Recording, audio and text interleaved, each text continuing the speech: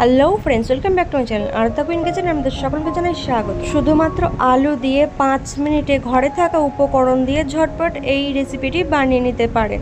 প্রথমে নিয়ে নেব বড় সাইজের একটা সিদ্ধ করে রাখা আলুটাকে আমি ভালোভাবে ছুরি দিয়ে ছোট ছোট পিস করে টুকরো করে কেটে নেব।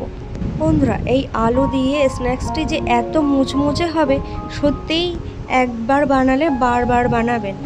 বন্ধুরা, এবার এই আলুগুলোকে একটা মিক্সার জারের মধ্যে নিয়ে নেব। এবার দিয়ে দেব রান্না করা 1 বাটি ভাত। এবার 1/4 কাপ জল দিয়ে দেব। বন্ধুরা, ভাত আর আলুটাকে ভালোভাবে মিক্সার জারে পেস্ট করে নেব।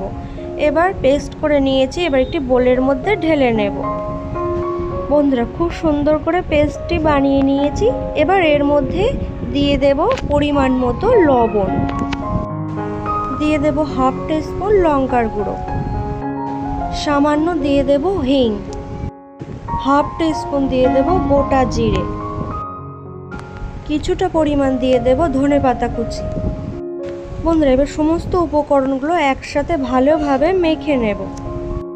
বন্ধুরা, এবার ব্যাটারটিকে খুব ভালোভাবে মিশিয়ে নিয়ে ভালোভাবে বেশ কিছুক্ষণ ধরে ভালোভাবে ফেটিয়ে নেব।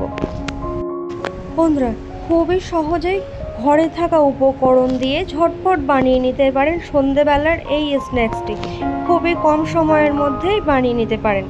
এবার এই ব্যাটারের মধ্যে দিয়ে দেব ফুল 2 চামচ বেসনটা দিয়ে আরও ভালোভাবে মেখে নেব। বন্ধুরা, ব্যাটারটিকে আরও ভালোভাবে একটু ফেটিয়ে নেব। বন্ধুরা, আপনারা দেখতেই পাচ্ছেন খুব ভালোভাবে ব্যাটারটিকে ফেটিয়ে নিয়েছি।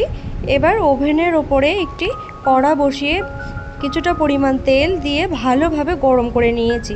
এবার গরম তেলের মধ্যে দিয়ে এই স্ন্যাক্সটি ভেজে নেব।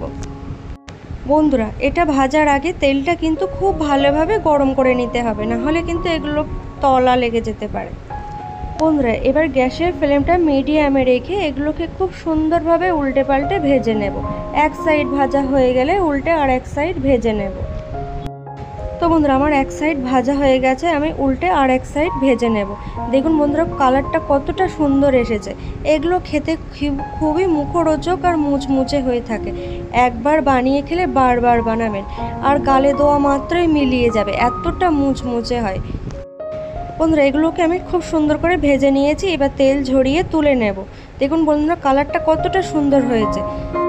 বন্ধুরা, চায়ের সাথে সন্ধ্যাবেলা ঝটপট বানিয়ে নিতে পারেন, কোনো ঝামেলা ছাড়াই। ঘরে থাকা উপকরণে ঝটপট বানিয়ে নিন। বন্ধুরা, এটা আপনারা অবশ্যই একদিন ট্রাই করে দেখবেন।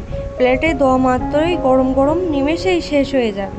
তো বন্ধুরা, আমার এই রেসিপিটি আপনাদের কেমন লাগলো অবশ্যই কমেন্ট করে জানাবেন। ভালো লাগলে লাইক শেয়ার করতে ভুলবেন না, আর অবশ্যই আমার চ্যানেলটিকে সাবস্ক্রাইব করে রাখার অনুরোধ রইল। ধন্যবাদ বন্ধুরা।